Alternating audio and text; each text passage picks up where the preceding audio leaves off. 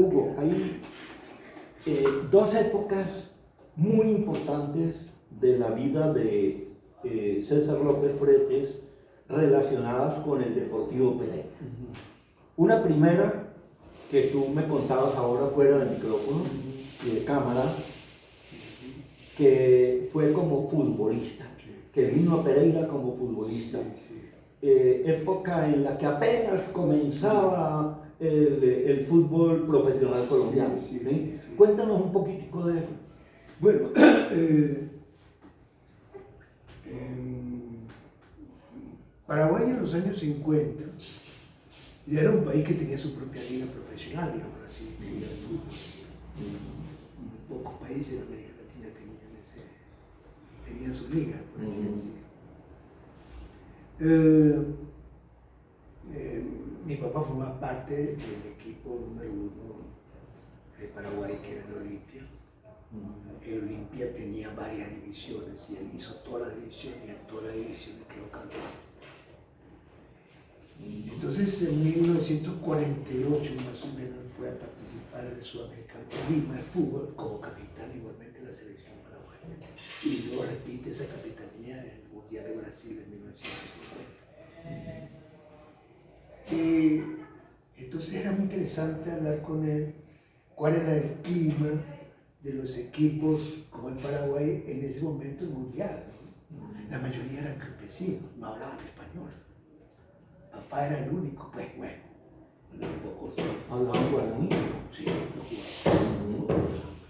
Papá era azuceno, universitario, estudiante de Derecho, líder estudiantil. Entonces, lo nombra capitán. Al equipo le va bien, pero él sufre una lesión en el menisco. En aquella época, un jugador que se lesionó en los meniscos tenía que retirarse, no había cura para eso. En aquella época, los empresarios, como lo conocemos hoy, no existían, sino todo era por teléfono. Entre un jugador, entre un equipo y otro. El presidente le llamaba otro, trae a mi padre. Vino por esa vía, digamos, a Pereira, un poco recuperado de esa lesión. Y no aguantó. Se tuvo que ir. ¿Qué comentaba él en aquella época? Digamos, la cómo se enfrentaba él a un país que no tenía una cultura deportiva de fútbol, por así decirlo. Entonces, una parte muy importante de preparación son los vestuarios. En los vestuarios el técnico habla, los jugadores se hacen bromas,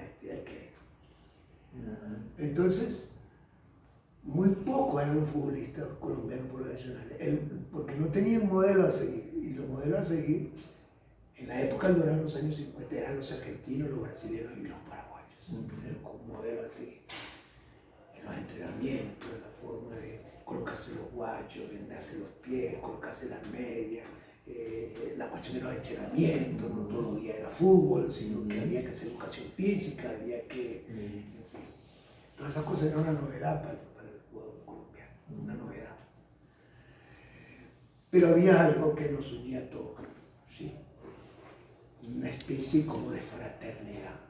Un embajador decía que es una fraternidad histórica porque los colombianos siempre se preocuparon por el Paraguay cuando Paraguay entró en conflicto con Brasil, Argentina y Uruguay, una guerra. Colombia fue el único país que se solidarizó con el Paraguay y eso quedó en la memoria de los paraguayos. O sea, cuando Pereira ahora sale campeón en el 2022, la noticia es allá, no es acá. Interesante. Sí, es allá.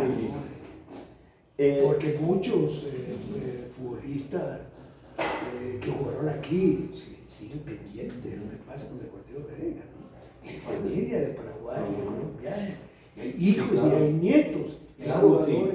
Sí. Realmente Paraguay hizo aquí un nido muy importante.